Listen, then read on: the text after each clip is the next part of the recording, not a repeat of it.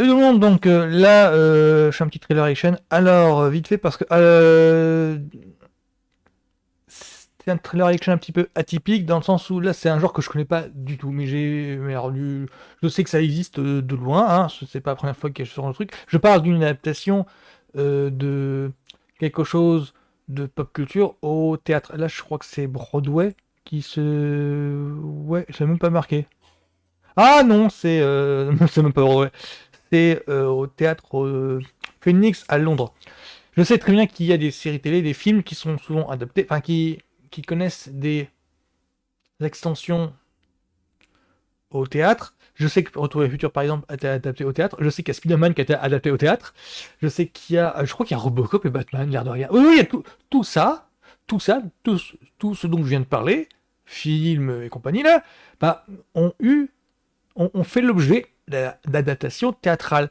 Et c'est le cas pour Stranger Things, qui appart depuis mai, je crois, je sais pas trop, enfin la bande-annonce dont je parlais là, ben, elle est en ligne depuis mai 2024. Ouais, donc je suis vachement en retard. Simplement que le fait d'adapter une série télé comme ça, enfin, en streaming comme ça, pour une pièce de théâtre, pas piqué les hannetons et moi je suis curieux de voir un petit peu comment ils vont se débrouiller. Parce que j'ai vu les images, par exemple, pour Snowman the Musical, je crois que c'est ça, la pièce de théâtre. Et enfin, pour la pièce de théâtre ou comédie musicale de Snowman, j'ai vu quelques images et ça donnait envie. Ça avait rien, on était loin de la comédie de boulevard dont on est habitué en France. Donc j'ai regardé un petit peu là les premières images. Alors ça s'appelle Stranger Things The First Shadow Meet Henry Krill. Ben, donc je vais regarder un petit peu ce que ça donne. Comment ils en sont sortis de cet exercice de style? Parce que c'est vraiment un exercice de style quoi. Je coupe ça d'abord. Let's go.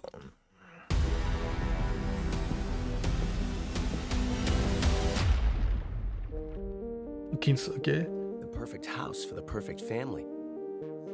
This is going to be a fresh start for all of us.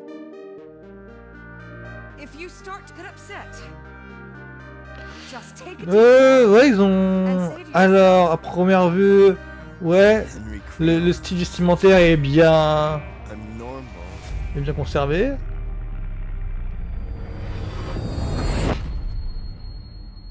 It's not real.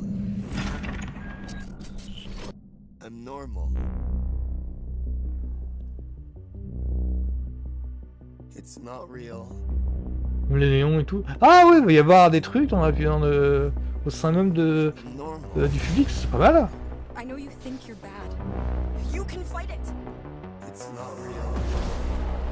Ah, quand même, ils se sont fait chier à essayer de construire des trucs sur scène pour étendre la técule et tout. Ah, c'est sympa. It's not real.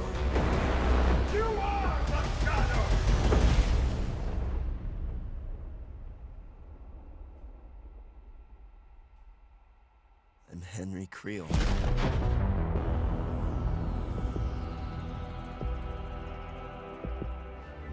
Ah, c'est sympa, et ça a l'air sympa, ça a l'air pas mal.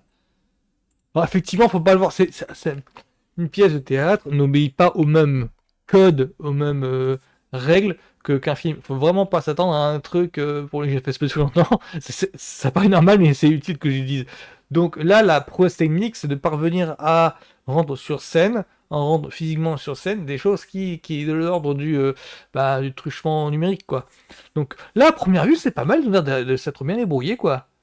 Parce qu'il y a les hommes en blanc, enfin tous les, en grosso modo, je crois que ça va être une sorte de huis clos sur le laboratoire, il s'appelle comment? Je sais que c'est la ville et Hawkins. Et le labo, je sais plus trop le nom. Oh, honte sur moi. Enfin bref, normalement c'est une sorte de huis clos, une sorte de vision cauchemardesque, cauchemardesque, et ils essayent dans la pièce de rendre visible, de concrétiser la vision cauchemardesque du type. Je crois que c'est ça. Je crois que c'est un truc dans ce genre-là.